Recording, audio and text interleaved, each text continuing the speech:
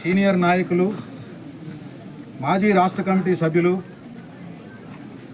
ఉమ్మడి ఆంధ్రప్రదేశ్ రైతు సంఘం రాష్ట్ర ప్రధాన కార్యదర్శిగా పనిచేసినటువంటి సామినేని రామారావు గారిని చింతకాని మండలం పాతర్లపాడు వారి స్వగ్రామం. ఈ గ్రామంలో ఉదయం వారి కుటుంబం వారి ఇంటి వద్దనే ఉదయం పూట లేచి కుటుంబం అంతా పనులు చేసుకుంటున్నటువంటి సందర్భంలో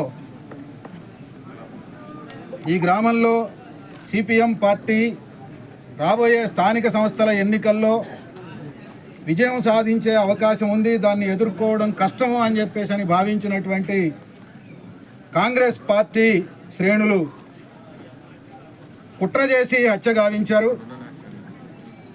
ఈ హత్యని సిపిఎం పార్టీ రాష్ట్ర కమిటీ, జిల్లా కమిటీ మేమంతా తీవ్రంగా ఖండిస్తూ ఉన్నాం.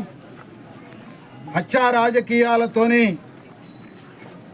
సిపిఎం పార్టీ పురోగమనాన్ని ఆపు చేయలేరు అని చెప్పేసి హెచ్చరిస్తూ ఉన్నాం.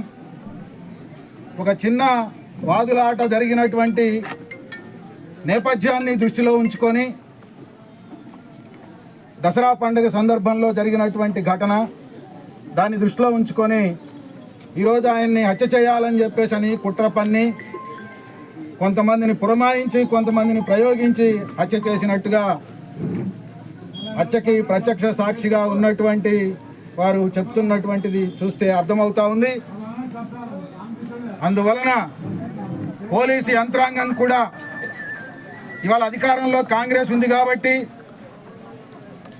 ఇక్కడి నుంచి కాంగ్రెసు నాయకులు అట్లాగే ఈ శాసనసభకు ప్రాతినిధ్యం వహిస్తూ ఉన్నటువంటి డిప్యూటీ చీఫ్ మినిస్టర్ బట్టి విక్రమార్క గారు ఉన్నారు కాబట్టి ఒత్తిడికి లోనయ్యి రకరకాల దుష్ప్రచారాలు ప్రయోగాలు చేస్తున్నటువంటి వాటికి లోను కాకుండా, ఒత్తిడికి గురి కాకుండా సరి అయినటువంటి పద్ధతుల్లో దీనికి కారకులైనటువంటి వాళ్ళ మీద తగిన చర్యలు తీసుకోవాలని చెప్పేసి డిమాండ్ చేస్తూ ఉన్నాం. ఈ కేసు పూర్వాపరాలు క్షుణ్ణంగా పరిశీలించి దోషులని కఠినంగా శిక్షించాలి అని చెప్పేసి డిమాండ్ చేస్తూ ఉన్నాం.